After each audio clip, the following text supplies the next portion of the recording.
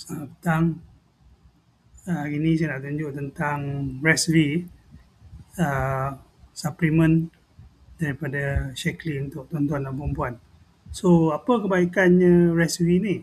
Okay, mari kita tengok.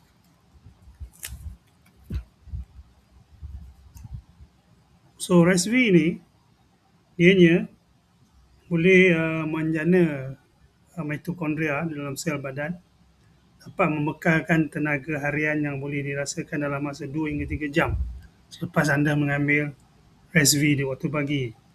Memastikan bahawa badan lebih sihat, memberi kesegaran bagi mereka yang selalu travel jauh, mengatasi masalah kelesuan dan letih, meningkatkan sistem imunisasi, meningkatkan prestasi sukan di gimnasium sebelum dan selepas workout, menurunkan tahap gula di dalam darah ketika berpuasa, meningkatkan daya ingatan orang dewasa, membantu memberikan kesihatan jantung yang lebih baik, membantu memastikan kesihatan kolesterol yang baik, merendahkan LDL dan meningkatkan HDL, meningkatkan kadar insulin dalam badan, mengurangkan keradangan pada hati, melindungi badan dan juga dari kemerosotan tulang rawan, meningkatkan pengeluaran rawan dan kolagen pada sendi, meningkatkan jisim otot dan pertumbuhan semula pada otot, melindungi kulit daripada kerosakan sinaran matahari,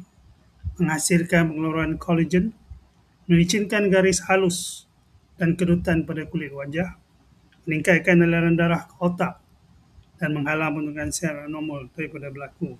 So, banyak manfaat dan kebaikan-kebaikan yang tuan-tuan dan perempuan akan dapat setelah mengambil RESV daripada produk Shaklee, produk kesihatan, suplemen.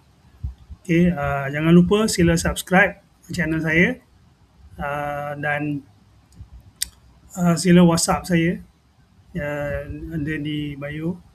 Okay, dan kontak saya dengan segera kalau tuan-tuan dan perempuan perlukan RESV.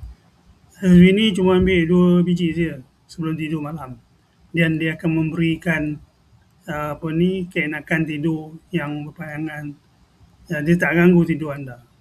Okay, so tak ada timbul masalah susah nak tidur. Terima kasih.